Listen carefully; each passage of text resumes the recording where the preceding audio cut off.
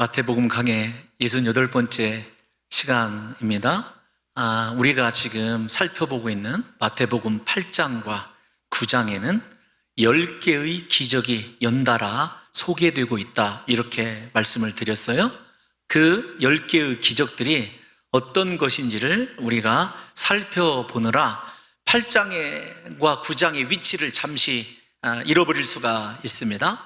8장과 9장은 예수님의 첫 번째 설교인 산상설교와 두 번째 제자 파송에 관한 설교 10장, 그 사이에 위치해 있어요. 이해가 되시지 않으면, 기억이 되시지 않는다면 이렇게 생각을 하셨으면 좋겠어요. 첫 번째 설교와 두 번째 사이에 10개의 기적이 있다. 이 10개의 기적이 상징하는 것은 어떤 것이냐면, 애굽에서 이스라엘 백성들을 하나님께서 인도해 내실 때 10가지의 재앙을 애굽에 베푸시죠. 그 재앙을 통해서 하나님이 참 이스라엘의 구원자 되심을 보여주신다, 이렇게 말씀을 드렸습니다. 마태도 의도적으로 10개의 기적을 한 곳에 몰아서 우리에게 소개해 주는 뜻은 분명합니다. 어떤 것이냐면, 예수 그리스도께서 그 이스라엘을 구원하신 진정한 하나님 되신다, 메시아 되신다라고 하는 것을 이 10개의 기적 이야기를 통해서 이 편지 마태복음을 받는 유대의 공동체에게 분명하게 일깨워주고 있는 것이죠. 오늘 우리가 살펴볼 말씀은 10번째 기적, 10가지의 기적 가운데 10번째 마지막 기적 이야기입니다. 그리고 그 기적 이야기의 결론이 덧붙여져 있어요. 우리가 언제나 처음도 중요하지만 마지막 말씀을 이해하는 것은 상당히 전체의 스토리를 우리 속에서 해석하고 적용하는데 상당히 큰 비중을 차지하고 도움이 되는 것이니까 눈여겨봐야 되겠죠. 지난 시간에 9번째 기적을 이야기하면서 10번째 기적까지 여러분들에게 서론으로 말씀을 드렸어요. 지금까지 소개된 8가지의 기적보다 9번째, 10번째 기적은 임팩트가 덜하다, 간결하다, 단 한 절씩 우리에게 보고해주고 있는 것 같아요. 그럼에도 불구하고 왜 그렇게 엄청난 기적, 예를 들면 8번째 기적만 생각을 해보십시다. 죽은 회당장의 딸을 살린 사건과 혈루증을 앓고 있었던 여인이 옷가만 만져도 고침받았다고는 두 개의 복합적인 긴 스토리 이야기 다음에 이 짧은 이야기가 9번째, 10번째에 위치하고 있는 것은 단 한 가지 의도 때문에 그렇습니다. 어떤 것이냐면, 선지서에서 이사야 대표적으로 선지서에서 메시아, 즉 예수 그리스도의 종의 노래를 할 때 항상 따라오는 공통적인 기적이 있어요. 그것이 어떤 것이냐면, 눈먼 자가 보게 되는 것과 말 못하는 자가 말하게 된다는 것입니다. 그래서 구약에 예수 그리스도의 예언에 관해서 날마다 빠지지 않고 매번 등장하는 것이 이렇게 9번째 기적 이야기, 10번째 기적 이야기예요. 마태는 애끓는 마음으로 자신의 공동체에게 소개하는 거예요. 이분이 바로 선지자들이 예언한 메시아시다, 참 하나님이시다 라고 하는 것을 우리들에게 입증해주고 있는 거거든요. 이런 관점에서 사랑하는 성도 여러분들과 제가 이 10번째 기적이 가지고 있는 예수님 되심의, 예수님이 참 하나님 되심의 의미를 깨닫게 되면은요, 우리가 인생을 어떻게 살아가야 되는가라고 하는 것까지 덤으로 그렇게 바라볼 수 있어요. 먼저 9번째와 10번째 기적의 차이점을 말씀을 드린다면, 9번째 기적은 예수 그리스도를 향하여 그리스도께서 외면하시는 듯 하여도 끝까지 다윗의 자손 예수여 나를 불쌍히 여기소서라고 하는 고백을 가지고 소리 지르며 예수님이 한 집에 그들을 외면하고 들어갔어도 끝까지 따라 나가서 예수님께 내가 이 일 해야 할 줄을 믿느냐라고 하는 말을 통해서 그들이 고침받았다라는 거예요. 즉 자신들의 믿음을 가지고 그리스도 예수께 나왔더니 예수님께서 그들을 치유해 주셨다는 사건입니다. 그런데 10번째 오늘 기적은 귀신 들려서 말 못하는 그 한 사람을 다른 사람들이 예수님께 이끌고 나오는 장면이에요. 그러니까 9번째와 10번째를 생각해 보면 스스로의 믿음을 가지고 예수님께 나온 사람, 9번째 기적입니다. 10번째 기적은 다른 사람들에 의하여 예수님께 나온 사람. 중요한 것은 어떻게 예수님께 나왔느냐라고 하는 것이 중요한 것이 아니라 예수님께 나왔다는 것이 사실이고, 그 예수님께 나왔다는 그것 한 가지로 그들의 인생의 문제가 해결되었다는 것이에요. 마태는 우리에게 요구합니다. 네 삶이 어떠했느냐, 네 인생의 지금까지 과정이 좋았느냐 나빴느냐 전혀 문제 삼지 않고 네가 지금 어디에 있느냐라고 하는 것을 묻고 있는 거죠. 예수님 앞에 나와 있느냐? 예수 앞에 있느냐? 그러면 네 인생의 모든 문제가 해결될 것이다 라고 하는 것을 우리에게 간접적으로 보여주면서 우리의 영혼을 구원하실 예수 그리스도 앞에 언제나 나오는 자들에게 구원의 은혜와 더불어 그분이 우리에게 베풀으신 놀라운 은혜가 끊이지 않고 일어나고 있다라고 하는 것을 보여주는 것이죠. 여러분, 이 기적이 사실은 우리가 잘 아시는 대로 5번째 중풍병자를 고치신, 중풍병자를 4명의 친구들이 상에 메어서 지붕을 뜯고 예수님께 나온 그 기적 이야기와 흡사합니다. 우리에게 그 사람에게 믿음이 있었느냐 믿지 않았느냐는 성경이 언급하고 있지 않기 때문에 중요한 이슈가 아니에요. 우리의 이슈는 정말로 내가 예수님께 나왔느냐라고 하는 것에 초점을 맞춰야 됩니다. 사랑하는 성도 여러분들의 몸만 이곳에 와 있는 것이 아니라 간절히 그리스도 예수를 사모하는 마음으로, 주님 오늘 나를 만나 주셔서 내 인생에 그것이 질병의 문제이든지 진로의 문제이든지 자녀의 문제이든지 주께서 반드시 회복시켜 주실 줄 믿습니다. 왜냐하면 주님은 살아계신 하나님이시기 때문입니다. 이 고백이 우리 사랑하는 성도 여러분들과 저에게 믿음으로 드려진다면 9번째와 10번째 이 기적 이야기를 통해서 이 사랑하는 성도 여러분들과 저에게 마태가 전해주는 인생의 대반전, 회복이 내 것이 될 거라고 하는 확신이 그렇게 분명히 임하게 될 줄로 믿습니다. 오늘 마태는 우리에게 2가지를 전제해 줘요. 하나는 어떤 것이냐면, 이렇게 기적을 베푸신 예수 그리스도가 나에게 어떤 분이시냐, 좀 어렵습니다. 그런데 이렇게 이야기할 수 있어요. 쉽게는 나는 예수님에 대하여 어떤 반응을 가지고 살아가느냐예요. 그래서 오늘 첫 번째 우리가 생각해 봐야 될 문제는 예수님의 이 10가지의 기적, 적어도 마지막 10번째 기적을 대할 때 반응이 2가지로 나뉘어집니다. 한 반응은 지금까지 이스라엘에서 이런 놀라운 기적을 본 적이 없다, 놀랍다라고 하는 놀라워하는 이 반응이 있고, 2번째 반응은 바리새인들의 반응이 있죠. 그들은 여전히 마음이 완악하여져서 예수 그리스도께서 분명히 하나님의 능력을 힘입어 엄청난 이 기적을 행함을 알고 있어도 예수 그리스도를 향하여 딱 한마디, 바알의 왕을 힘입어 귀신을 쫓아내는도다, 이렇게 그리스도의 사역에 본격적으로 반대하는 이 한 구절, 이 2가지 반응을 우리가 한번 생각해 봐야 합니다. 사랑하는 성도 여러분, 이렇게 정리를 하고 가지요. 예수님 앞에 믿음으로 나오면은요, 우리 삶에도 기적이 일어납니다.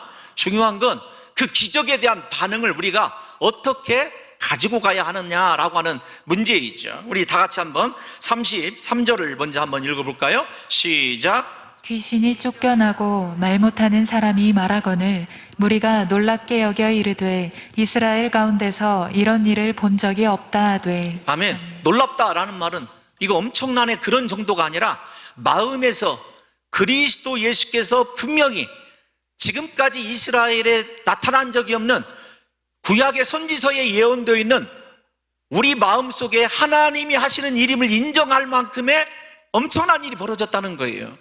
놀라움이죠. 그 놀라움 자체가, 그래서 제가 좀 설명하기가 난해하지만 외적인 경이로움이 아닙니다. 내적으로 예수 그리스도의 이 놀라운 기적 앞에 자신의 마음이 그리스도가 경배 대상으로 여겨지고 변화된 상태, 그래서 이 놀라움이에요.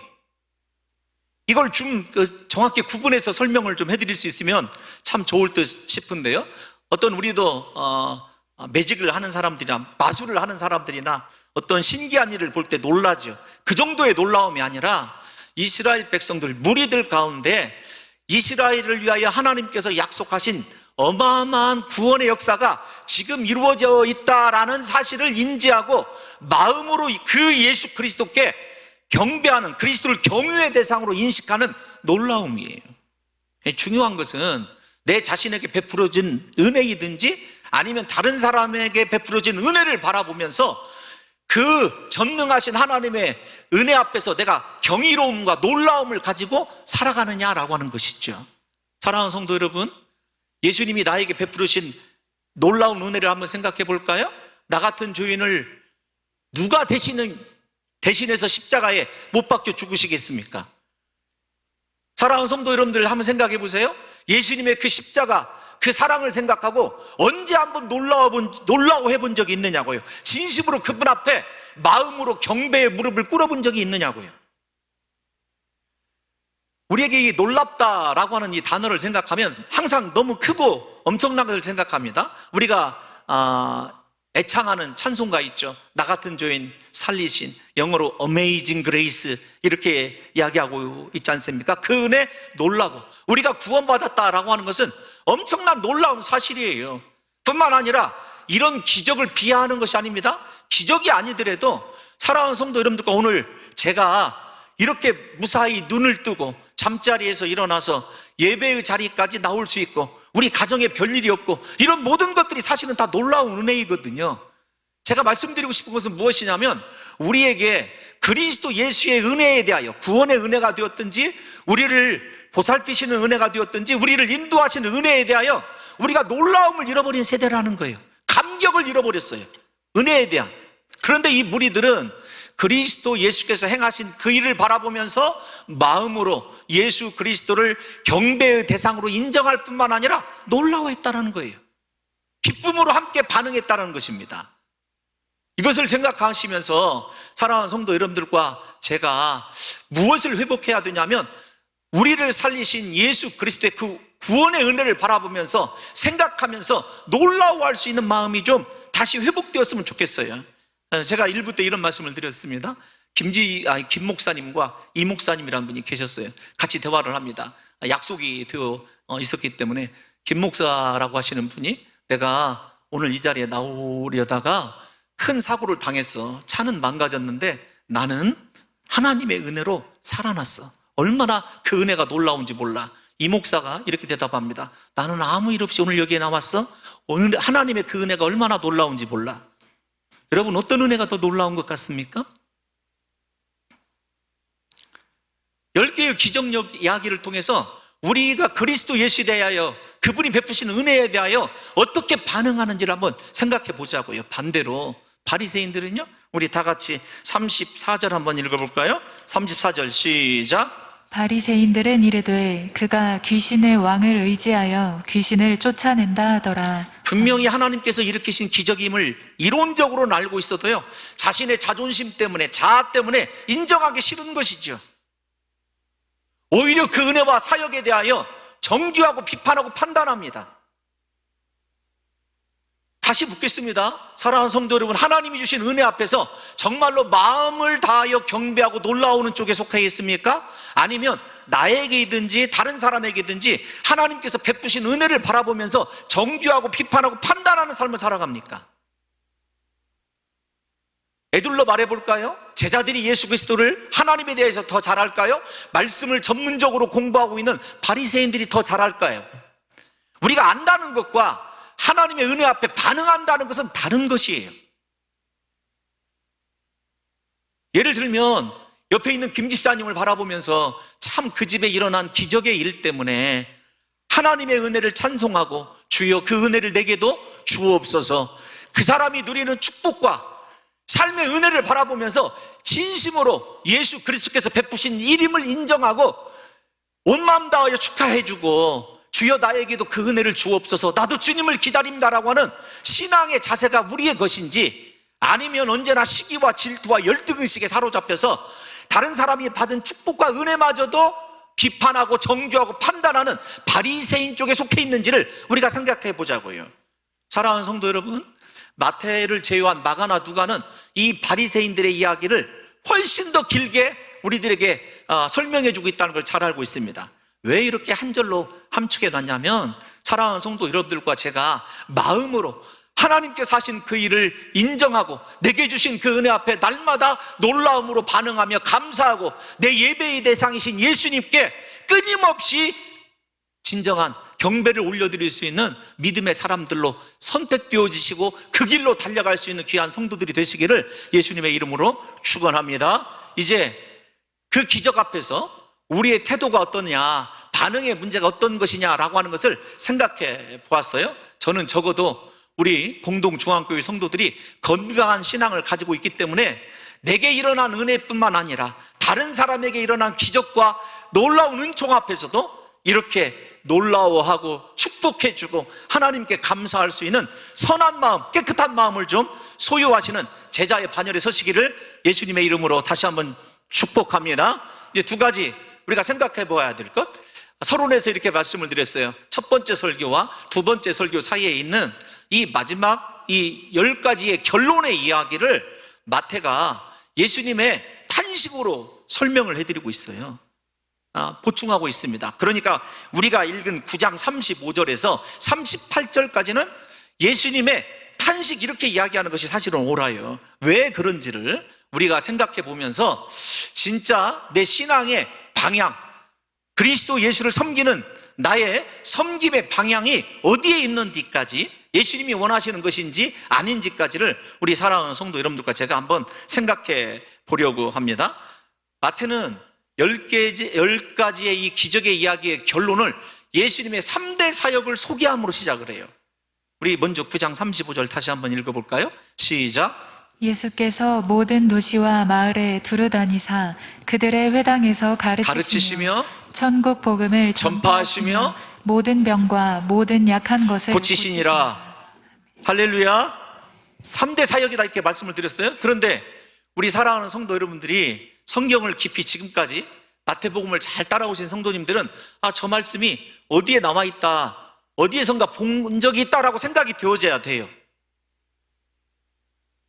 예수님께서 저 비슷한 말씀을 하셨어요? 아니, 예수님의 사역에 대해서 마태가 비슷하게 기록한 적이 있습니다. 다 같이 마태복음 4장 23절 한번 읽어볼까요? 시작. 예수께서 온 갈릴리에 두루 다니사 그들의 회당에서 가르치시며 천국 복음을 전파하시며 백성 중에 모든 병과 모든 약한 것을 고치시니. 아멘. 가르치시고 전파하시고 고치셨다. 그러니까 여러분 생각해 보세요.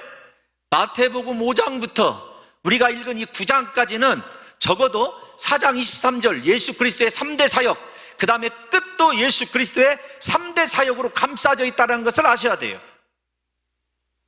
중요한 것은 마태복음 4장 23절을 강의할 때도 말씀을 드렸지만 무엇이 우선하느냐예요. 헬라어는 먼저 우선하는 것이 강조점이 있어요. 가르치시는 사역이 우선이었습니다. 기적이 맨 뒤에요. 우리가 생각해 볼까요? 예수님께서 가르치셨던 것 어디에 나오죠? 5장에서 7장에 나옵니다. 그리고 그 뒤에요 8장과 9장에서 10가지의 기적이 따르죠. 아니, 우리가 비이성적으로, 신앙도 이성이 필요합니다. 이성적으로 접근해 보면 분명히 예수님께서 가르치시는 것이 언제나 우선이에요. 왜 그럴까요?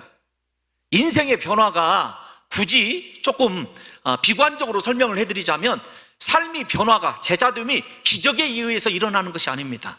가르침에 반응할 때 예수 그리스도의 가르침을 보고 놀랍다, 권세 있는 자와 같다, 그리고 그 권세를 믿는 자들에게서 예수님께서 10가지 기적이 일어난 것을 생각해 보세요.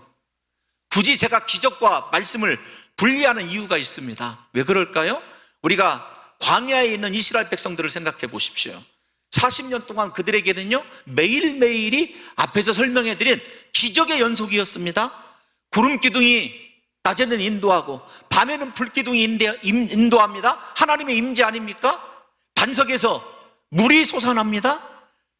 광야에 나아가서 만나와 메추라기를 거둡니다. 의복이 해이지 않습니다. 신발이 닳지 않습니다. 그런 기적을 보고 그들이 하나님께 감사하며 진정한 예배를 드리는 예배자로 거듭났던 기사를 우리가 모세오경을 통해서 한 번이라도 읽어본 적이 있을까요? 왜 그들이 망했습니까? 광야에서 1세대가 여호수아, 칼렙, 믿음의 사람 빼놓고. 왜 그렇죠? 기적을 보고 따라온 사람과 하나님의 말씀을 바라보고 믿음으로 반응했던 두 사람의 인생의 결론이 너무도 달라졌다는 걸 우리가 잘 알고 있지 않습니까? 예수님이 지금 우리에게 마태를 통해서 전해주는 것이 그거예요. 기적이 중요하지 않다라는 이야기가 아닙니다. 기적이 어떤 사람들에게 일어났느냐? 말씀을 듣고 그 말씀을 믿고 그 말씀에 반응했던 사람들에게 당연히 기적이 일어나죠. 그래서 제가 여러분들에게 기적을 구하지 마시고 말씀을 구하십시오. 주여 나에게 가르쳐 주옵소서, 말씀하여 주옵소서, 주의 종이 듣겠나이다. 말씀을 들을 때 내 인생의 변화가 일어나고 그 말씀이 우리의 삶을 바꿔놓는다. 최근에 우리가 부활절 설교했을 때 누가가 이야기하는 부활절에 일어난 전조 3가지가 다 말씀과 관련이 있다 이렇게 말씀을 드렸어요.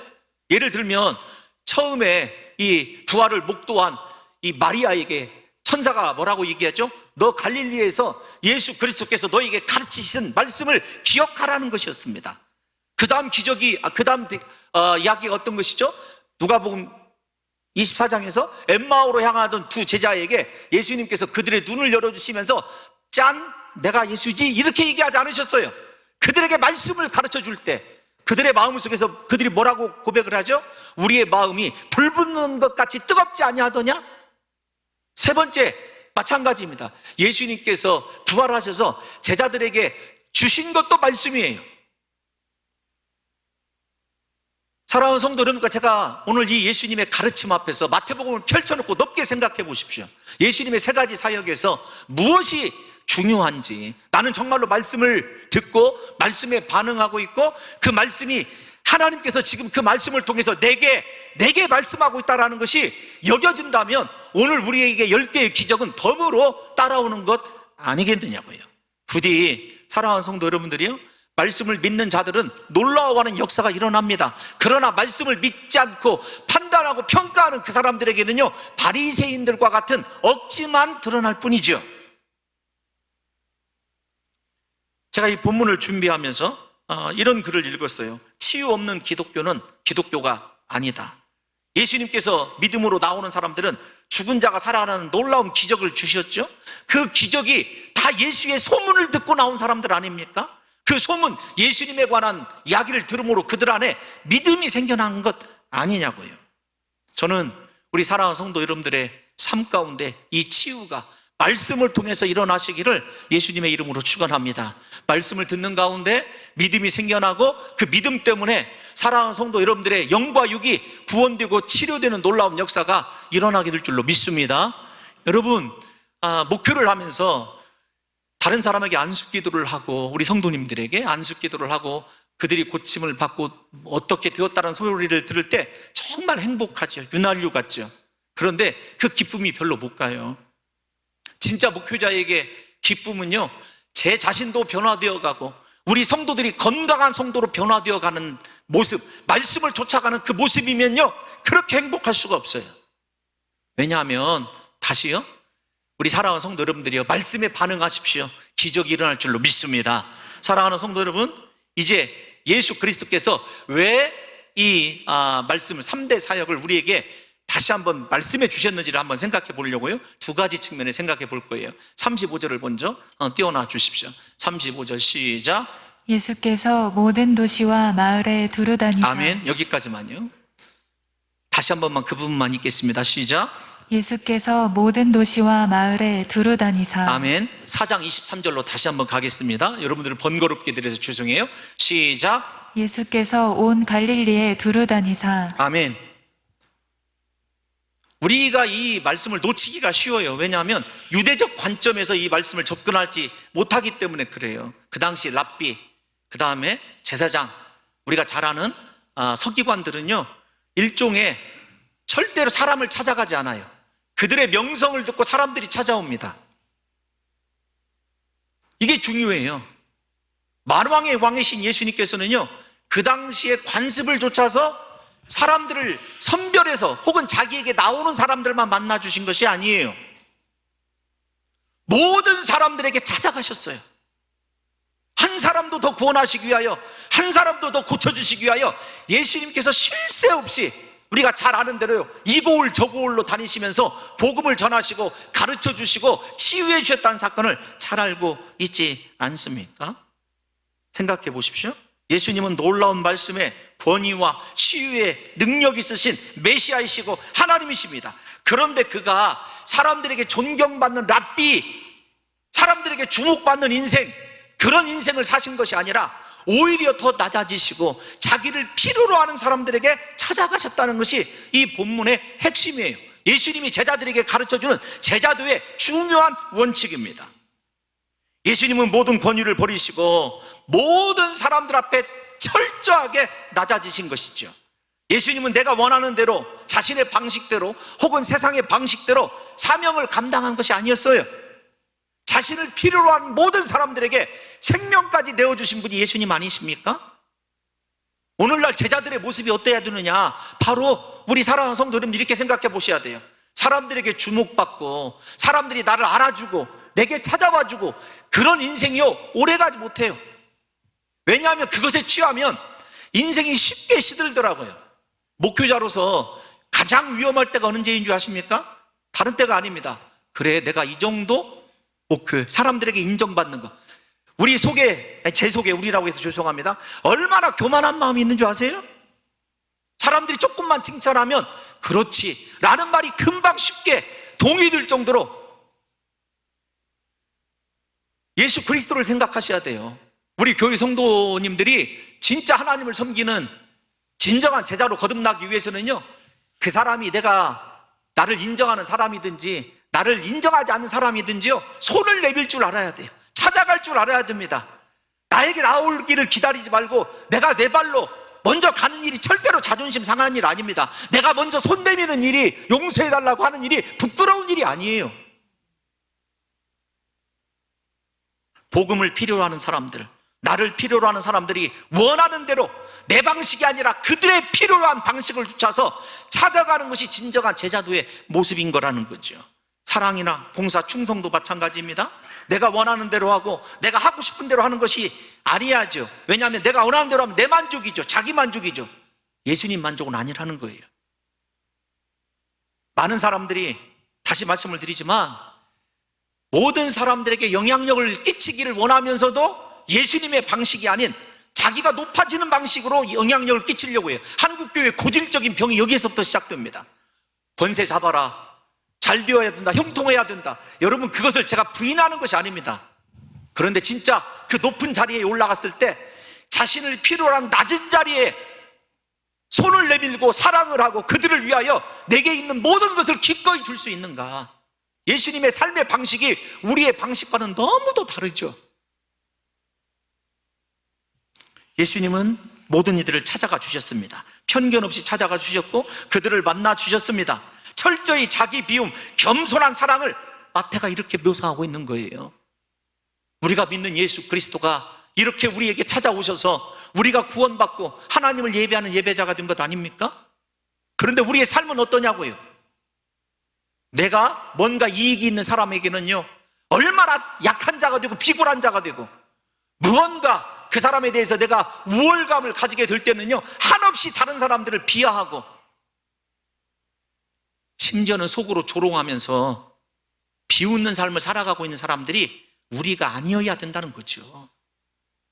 왜 이렇게 예수님께서는 자신의 모든 것을 버리시고 모든 사람들을 찾아가 주시고 고쳐주시고 필요대로 채워주셨을까요? 예수님의 마음에 불쌍히 여기다라고 하는 마음이 있기 때문에 그래요.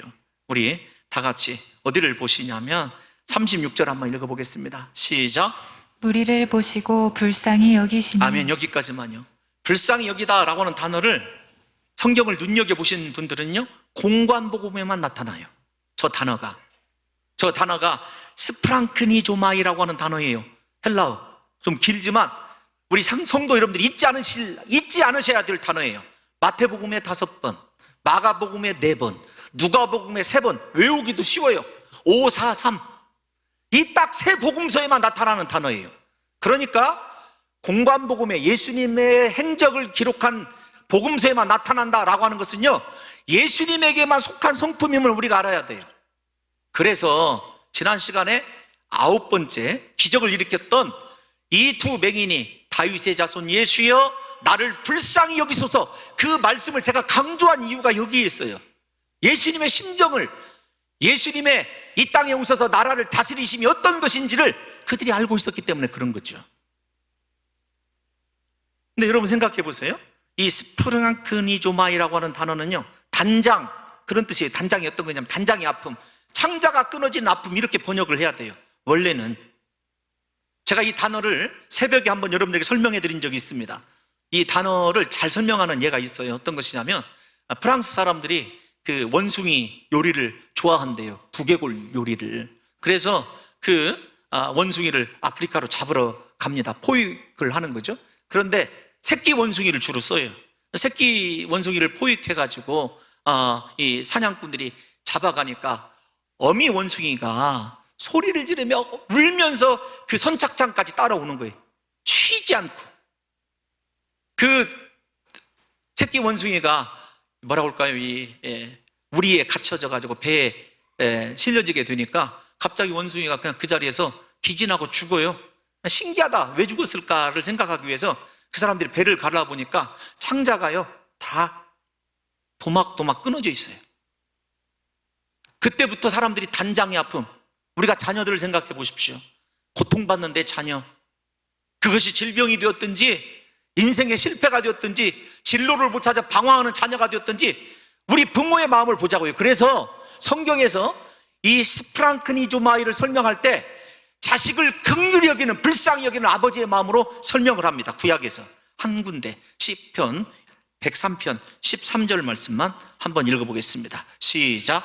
아버지가 자식을 긍휼히 여김같이 여호와께서는 자기를 경외하는 자를 긍휼히 여기시나니. 아멘. 아버지가 자기를 경유하는 자를 긍휼히 여기시는 그 마음이 바로 이 마음이에요. 창자가 끊어진 아픔을 가지고 주님은 저희를 바라보고 계세요. 우리들을 바라보고 있습니다.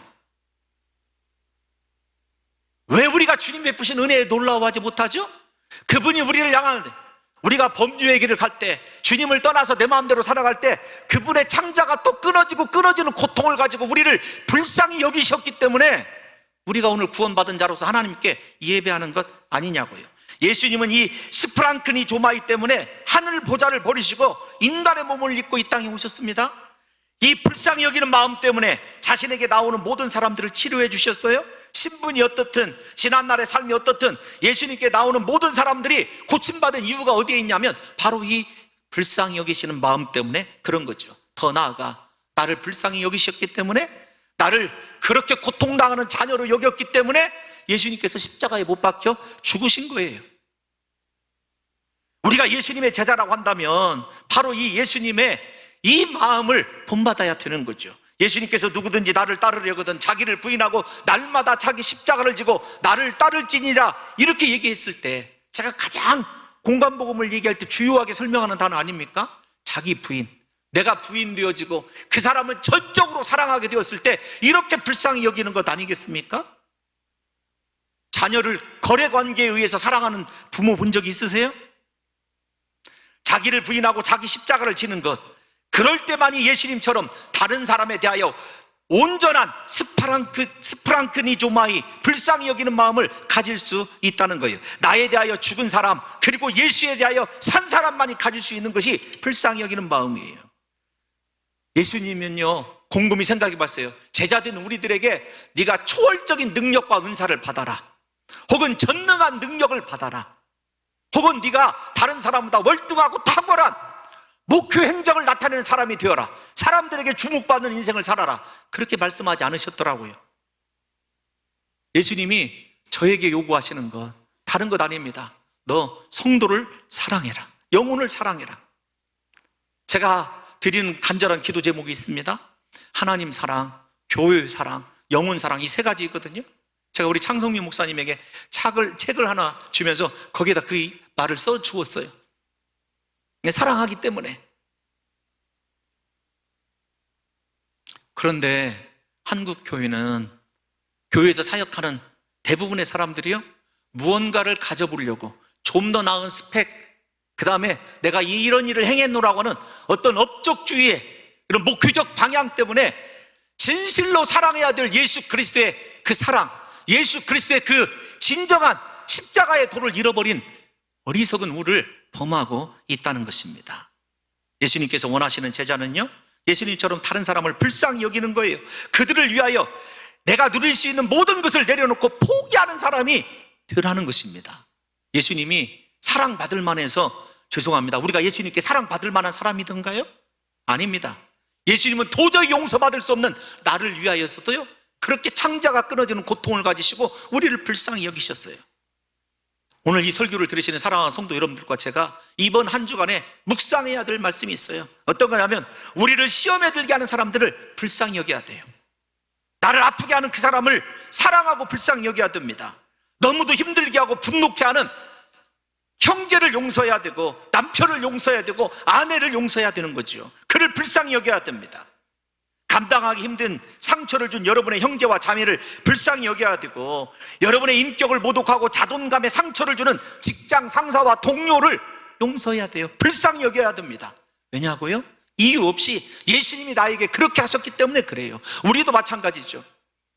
우리 인생의 기적은 다른 것이 아닙니다.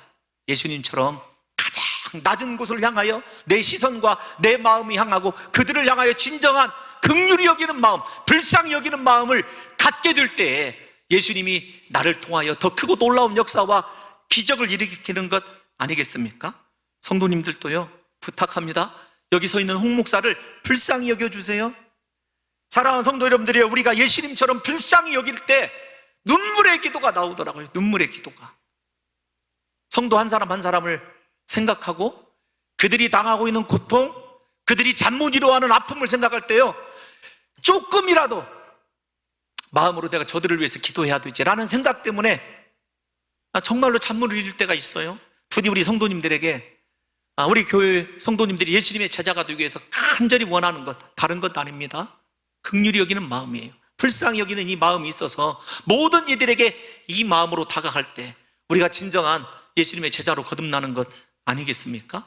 마지막 한 가지가 어떤 것이냐면, 왜 예수님께서 그들을 불쌍히 여기셨는가? 다시 36절로 돌아가겠습니다. 36절 시작. 무리를 보시고 불쌍히 여기시니 이는 그들이 목자 없는 양과 같이 고생하며 기진함이라. 아멘. 저 말씀은 제자들에 대한 경고입니다. 오늘날로 따지자면, 굳이 따지자면 목회자들에게 하는 이야기예요. 왜 목자가 없게 되었는가? 주님이 이야기하는 것은요, 다 선지서의 말씀과 연관이 되어 있죠. 우리 에스겔 34장 2절에서 6절 깁니다만 한 절씩 함께 읽어보도록 하겠습니다. 시작. 인자야, 너는 이스라엘 목자들에게 예언하라. 그들 곧 목자들에게 예언하여 이르기를, 주 여호와께서 이같이 말씀하시되, 자기만 먹는 이스라엘 목자들은 화 있을진저 목자들이 양떼를 먹이는 것이 마땅하지 아니하냐. 아멘. 일단 우리가 2절을 보게 되면은요, 목자들이 자기만 먹는다는 거예요. 양떼는 굶어 죽이면서, 양떼를 돌보지 않으면서 자기만 먹는다는 거예요. 곰곰이 저 말씀을 묵상하면서 생각해 봤어요. 제가 우리 성도들에게 얼마나 사랑을 받고 있는가. 네? 우리 장로님들이 좋은 차 사주시고 자기 사비 털어서 행복하죠. 그런데 과연 우리 성도들의 살아가는 모습은 어떤가?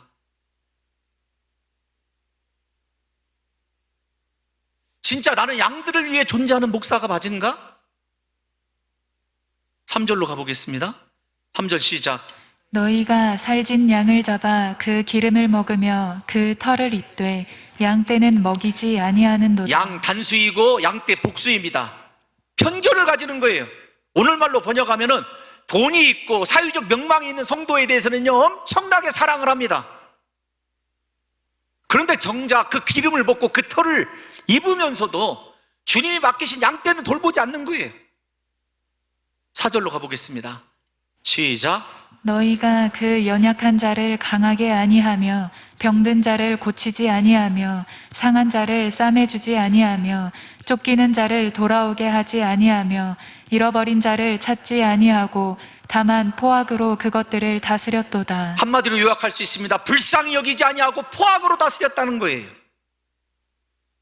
사랑해주고 섬기라고 했더니 다스렸다는 겁니다. 압제했다는 것입니다. 5절 한번 읽어볼까요? 시작. 목자가 없으므로 그것들이 흩어지고 흩어져서 모든 들짐승의 밥이 되었도다. 왜 오늘날 가나안 성도들이 많을까요? 가나안 성도들의 뜻 아시죠? 안 나가 성도들이 왜 많을까요? 말씀의 문제이기도 하고요, 목회자들의 문제입니다. 가슴이 아파요. 여러분들에게 할 설교가 아니라 제 자신에게 해야 될 설교이기 때문에 힘든 것도 사실입니다. 6절을 한번 읽어볼까요? 시작. 내 양떼가 모든 산과 높은 맷뿌리에마다 유리되었고 내 양떼가 온 지면에 흩어졌으되 찾고 찾는 자가 없었도다. 양떼가요, 내 양떼가 아니라는 거죠.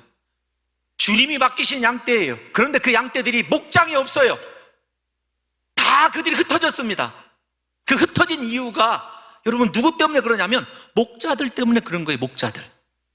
자신의 야망을 위해서 성도들을 이용하고 자신의 어떤 업적 때문에 사람들을 편파적으로 대하고 그러면서도 추구하는 것은 영혼이 아니라 물질과 세상에 보이지 않는 탐욕의 만족에 눈이 벌어 있는 목회자를 향하여, 제자들을 향하여 말씀하신 거예요. 예수님이 왜 이 말씀을 여기에 덧붙여 놓냐면 제자들에게 너희가 기적에 취해서 하나는 국무총리가 되기를 원하고 하나는 장관이 되는 것을 원한다. 주님이 왜 일꾼을 보내달라고 탄식했을까요?